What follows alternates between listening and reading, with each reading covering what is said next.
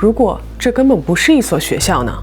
在过去的很多期视频里，我都和大家分享过，地球是一个学习爱的场所，我们是为了体验而来的灵魂。但是在灵性圈的最深处，一直流传着一个令人不安的理论。这个理论称，我们被骗了，我们并不是自愿来到这里的学生，而是被困在能量围栏里的囚徒。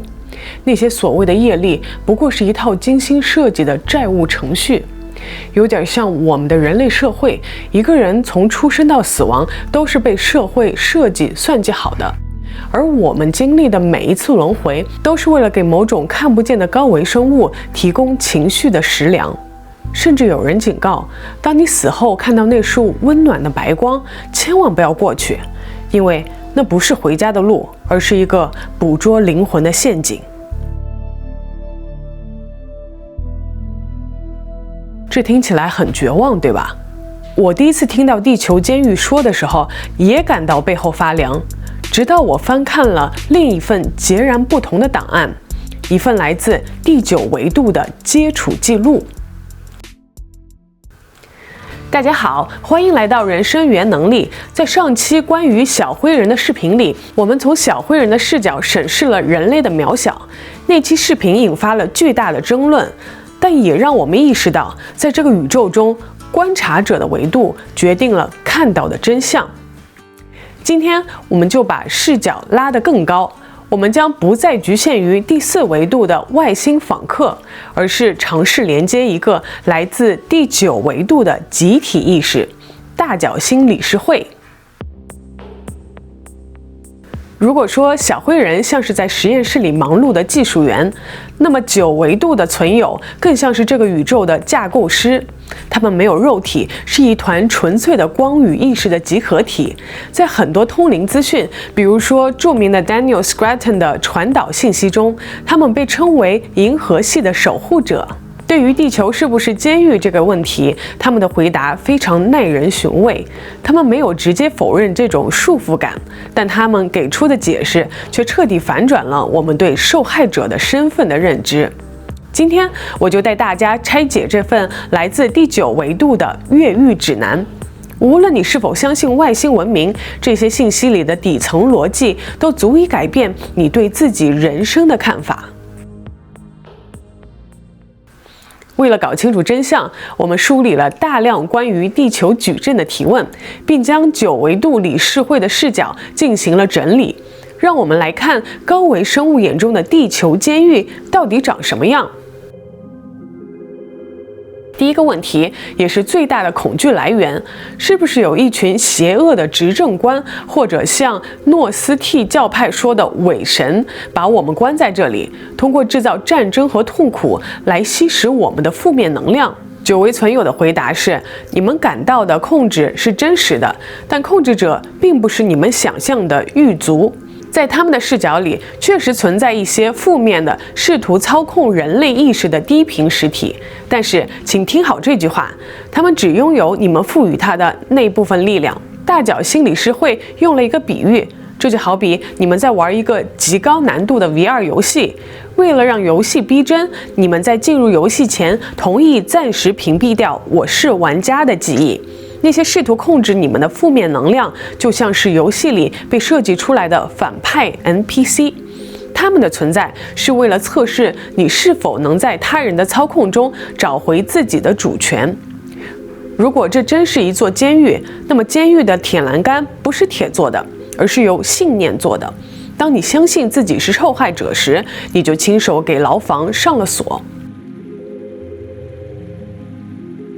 如果不是监狱，为什么我们每次轮回都要喝孟婆汤？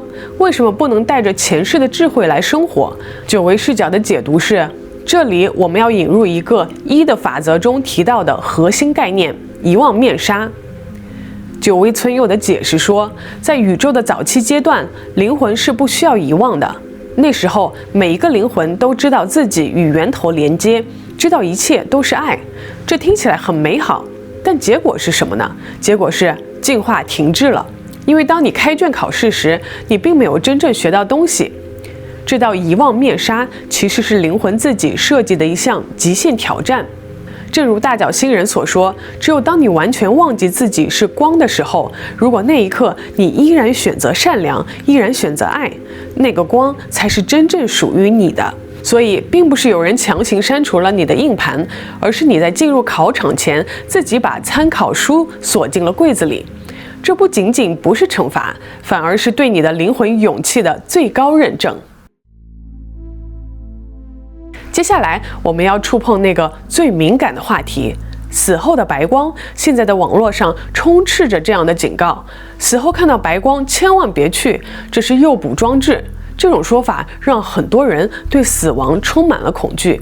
那么第9维度的存有是怎么看的呢？在第9维度视角解读，他们的回答非常直接，那不是陷阱，那是镜子。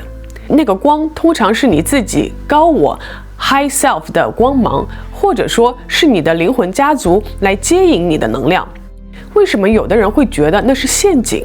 大角星理事会解释到，真正把你拉回地球轮回的不是外星人的捕兽夹，而是你自己的未尽之缘和执念。想象一下，如果你去世的那一刻心里充满了对某人的仇恨，或者对财富的极度渴望，这种强大的磁力会像地心引力一样，瞬间把你吸回物质实相。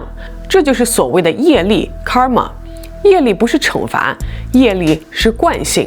所以并不是有一个恶魔强迫你回去投胎，而是当你站在那道光面前回顾一生时，你会对自己说，哎呀，那件事我还没做完，那个人我还没原谅，这局游戏我不服，我要重开一局。看，是你自己按下了 replay 键。既然知道了原理，如果我们这一世真的玩累了，不想再轮回了，有没有办法通关或者说越狱呢？第9存有给出的方案不是去对抗，不是去愤怒地砸毁监狱，而是提升频率，直到你穿透墙壁。这里有3个具体的步骤，也是他们给人类的星际通关秘籍。当你感到痛苦、愤怒、嫉妒时，试着在心里后退一步，告诉自己，这是我的角色在经历痛苦，而不是作为玩家的我。就像在看电影，你可以为主角哭泣，但你不会真的认为自己死在了电影里。当你开始用观察者的视角看自己的生活，你就已经在监狱的墙上凿开了一条缝。所有的控制矩阵都以恐惧为食。新闻里的灾难，对未来的焦虑，对死亡的害怕，这些都是能量的税收。第9维存有建议，当你感到恐惧时，不要逃跑，而是深呼吸，盯着那个恐惧看，直到你看穿它只是一个全息投影。当你不再害怕的那一刻，你就对这个矩阵隐形了。还记得我们说面纱是为了遗忘吗？但这个面纱不是密不透风的，它是半透明的。你在做自己极度热爱的事情时，你在深度冥想时，或者你在无条件爱一个人的时候，你会突然感觉到一种强大的喜悦。那一刻，你其实已经穿透了面纱，连接到了9维度的能量。这种时刻越多，你就越不需要通过死亡来获得解脱，因为你在活着的时候就已经越狱了。朋友们，无论你是星际种子还是地球的老灵魂，也许我们之所以听得懂这些信息，是因为在灵魂的深处，我们都听到了下课的铃声。地球不是监狱，它是一所只招收宇宙中最勇敢灵魂的精英学校。所谓的越狱，其实就是毕业，而毕业的条件只有一个。当你在这个充满了黑暗和遗忘的世界里，依然能记起你自己是光。你觉得自己是第一次来地球的新手，还是已经轮回无数次的老玩家？你是否有过那种我不属于这里的感觉？欢迎在评论区留下你的直觉，这也许是你灵魂给你的暗号。这里是人生原能力，我们下个维度见。